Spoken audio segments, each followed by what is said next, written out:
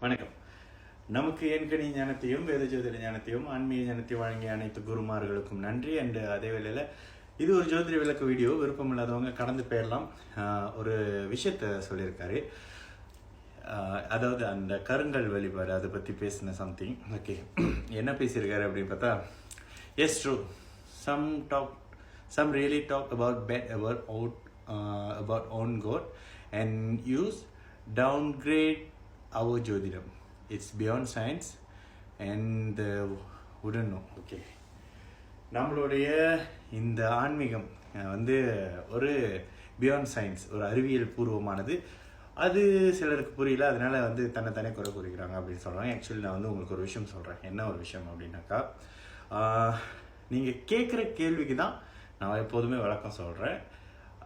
இந்த கேள்விக்கான பதில் ஆக்சுவலி 2 வருஷத்துக்கு முன்னுக்கே என்கிட்ட இருந்துச்சு. ஏன் அப்படின்னாக்கா, மிதுன லக்னம், நான் பிறந்தது லக்னம் திருவாதிரை நட்சத்திரத்தில் உள்ளது. ஸோ திருவாதிரை அப்படின்னு பாஸ்ட்டாக நிறைய விஷயம் கேள்விப்பட்டிருக்கலாம். சிலர் இந்த நட்சத்திரம், பிளானட்ஸ் இதில் ஆர்வம் உள்ளவர்கள் ரீசன்ட்லி இந்த பிளானட் என்ன நடந்துச்சு, திருவாதிரைக்கு என்ன நடந்துச்சு அப்படின்னு அப்படியே சயின்டிஃபிக்காக நாசா நிறைய புகைப்படங்கள் வெளியிட்டிருந்தாங்க. ஆனால் நம்ம சிம்பிளாக அழகாக ஒரு விஷயம் சொல்லியிருந்தோம். திருவாதிரை நட்சத்திரம் மிதுன ராசிக்கு மட்டும் அஸ்தம சனி ப்ளஸ் ஜென்ம ராகு. இது என்னோட பழைய வீடியோஸ் எல்லாத்துலேயும் நீங்கள் பாருங்கள். மிதுனத்தை பற்றி பேசும்பொழுது ஜென்ம ராகுவை பற்றி நிச்சயமாக பேசியிருப்பேன். அதில் திருவாதிரையை குறிப்பிட்டு பேசியிருப்போம். ஓகேங்களா? திருவாதிரை நட்சத்திரக்காரங்க ரொம்ப கஷ்டப்பட்டாங்க, ஒரு மாபெரும் இருள் அவங்கள சூழ்ந்துட்டுருக்கு.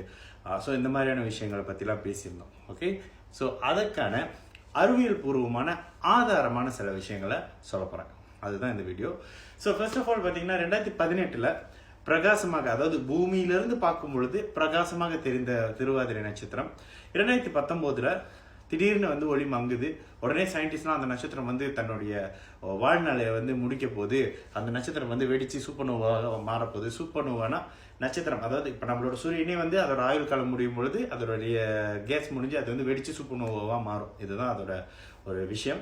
ஸோ அந்த மாதிரி திருவாதிரை சூப்பர்னோவாக மாறப்போகுது. அதனால ஜோசியர்கள்லாம் பயப்படுறாங்க, திருவாதிரை நட்சத்திரக்காரங்களாம் வாழவே முடியாது அப்படின்ற மாதிரிலாம் விஷயம் சொன்னாங்க. ஆனால் நம்ம சிம்பிளாக அழகாக ஒரு விஷயம் சொன்னோம். ராகுன்ற ஒரு இருள் மிதுன ராசியை நோக்கி நகர்ந்து போயிட்டு இருக்கிறது. அந்த ராகு தற்போது திருவாதிரை நட்சத்திரத்தில் நிலை கொண்டிருக்கிறார். அந்த ராகு 2021 திருவாதிரை விட்டு நகர்ந்துட்டாரு. அடுத்த பயிற்சிக்காக தயாராயிட்டாரு.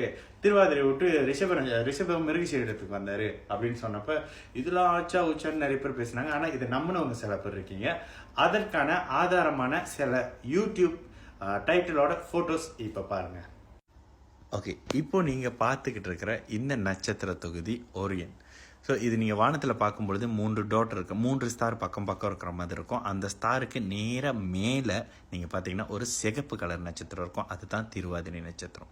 ஸோ இந்த திருவாதிரை நட்சத்திரம் என்ன, சமீப காலமாக இந்த திருவாதிரை நட்சத்திரம், அதாவது ஜனவரி 2019 டிசம்பர் 2019 அது ஒளி மங்க தொடங்கியதை நம்மளுடைய நாசா விஞ்ஞானிகள் கண்டுபிடிச்சு சொல்லியிருந்தாங்க. நாளுக்கு நாள் இது ஒளி மங்கிக்கிட்டே வருது அப்படின்னு.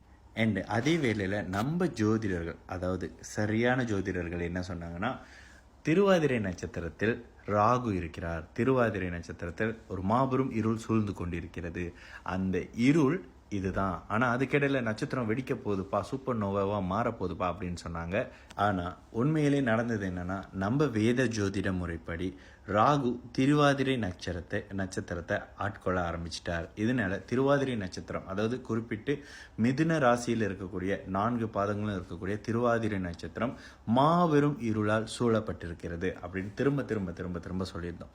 அந்த இருள் எப்படி சூழ்ந்தது, எப்படி ஆரம்பிச்சது, எப்படி மத்தியமமாக இருந்தது, பிறகு எப்படி விலகி போனது. இவங்களே இப்போ சொல்லிட்டாங்க, ஏதோ ஒரு இருட்டு வந்துச்சு, ஒரு கேஸ் அந்த நட்சத்திரத்துக்குள்ளேருந்து ரிலீஸ் ஆச்சு, அது பூமியிலிருந்து பார்க்கும் பொழுது ஒரு அந்த நட்சத்திரம் அணைய போகிற மாதிரி ஒரு பிம்பத்தை உருவாக்கிச்சு. அதனால நாங்களாம் நட்சத்திரம் வெடிச்சு செதற போதோ அப்படியோ இப்படியோன்னு நினைச்சோம் அப்படின்ற மாதிரியான ஒரு பதிவுகளை நாசா வெளியிட்டாங்க.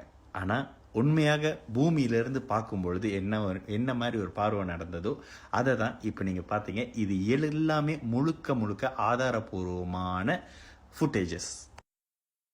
ஸோ இவ்வளோ பெரிய விளக்கத்தை பார்த்த பிறகு ஆதாரபூர்வமாக சயின்டிஃபிக் ரிசர்ச் பேப்பர்ஸோட இந்த விஷயங்கள் எல்லாமே கூகுளில் இருக்குது. ஓகேங்களா? இதுக்கு ஒரு கும்பல் கிளம்போம்.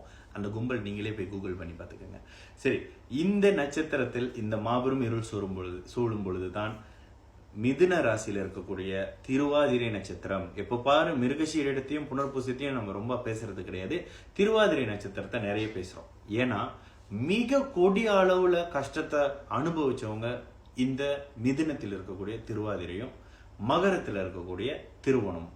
ஸோ ஆதாரபூர்வமாக நாசாவால கண்டுபிடிக்க முடிஞ்சது இந்த திருவாதிரை நட்சத்திரத்தை இருள் சூழ்ந்ததை இவங்களால எப்போ ஜோதிடர்கள் கணிச்சு முடிச்ச பிறகு இவங்க கண்டுபிடிச்சு இது வெடிச்சிச்சுப்பா செதறிடுச்சுப்பான்னு சொல்லிட்டு கடைசியா இல்ல இதுல ஒரு இருட்டு வந்திருக்கு, ராகுவும் கேதுவும் நிழல் கிரகம்.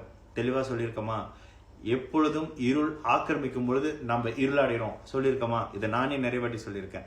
இருள் நம்மை சூழும் பொழுது நம் இருள் அடைகிறோம். சனி நல்லது செய்யறாரு சொல்றாங்களே, இதே போலதான் சனி நம்மை நெருங்கும் பொழுது நாம் இருள் அடைகிறோம். இவ்வளவுதான். இது ஒரு விஞ்ஞான பூர்வமான ஒளி தத்துவத்தின் வழிப்படி கண்டுபிடிக்கப்பட்ட ஒரு அபாரமான ஒரு விஷயம். இது புரியறதுக்கே உங்களுக்கு புதன் வலுத்திருக்கணும். இப்ப நான் சொல்ற விஷயம் உங்களுக்கு புரியுது அப்படின்னாக்கா உங்களோட ஜாதகத்துல புதன் வலுத்திருக்கணும், 5-9 இருக்கணும். அவர் எந்த பவர் தொடர்பு இல்லாம இருக்கணும். அப்பதான் இந்த ஜோதிடம்னா என்னன்னே புரியும், இவங்க சம்திங் சொல்ல வராங்கன்னே புரியும். இதுவும் ஜோதிடத்தில் உள்ள ஒரு விஷயம் தான். ஸோ இதன் மூலியமாக என்ன சொல்ல வரேன், கடந்த காலங்கள்ல விஞ்ஞானத்தால இந்த திருவாதிரை நட்சத்திரத்தை ராகு கிராஸ் பண்ணதை மட்டும்தான் கண்டுபிடிக்க முடிஞ்சது. ஆனா எத்தனையோ வருஷத்துக்கு முன்னாடி வெறும் கண்களால தன்னோட ஞான திருஷ்டியால இவங்க இருந்து பூமியிலிருந்து இந்த நட்சத்திரத்தை இந்த கிரகம் கிராஸ் பண்ணுது, ராகு நிழல் கிரகம் தான், அது கேஸ் தான், கேஸா இருந்தாலும் அது இந்த நட்சத்திரத்தை பிளாக் பண்ணும் பொழுது இந்த நட்சத்திரத்தில் பிறந்தவர்கள் பாதிக்கப்படுகிறார்கள்.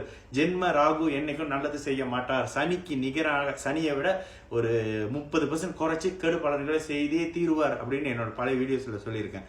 ஸோ இதுதான் ஆதாரபூர்வமாக நிரூபிக்கப்பட்ட விஷயம். அதனால தயவு செஞ்சு தெரியலன்றதை ஒத்துக்குங்க, கேட்டு தெரிஞ்சுக்குங்க. ஓகேங்களா? ஒரு ஜோதிடர்னா கோயில்ல பூசாரி மாதிரி மணி அடிச்சுட்டு இருப்பான், அவனுக்கு ஒண்ணுமே தெரியாதுப்பா, வளைச்சு கேள்வி கேட்டா அப்படியே முழிப்பான் அப்படின்னு நினைச்சிட்டு இருக்காதீங்க. நம்ம கொஞ்சம் வேற டைப்பு. ஓகே, நல்லது நடக்கும், எல்லாரும் நல்லா இருப்போம். வணக்கம்.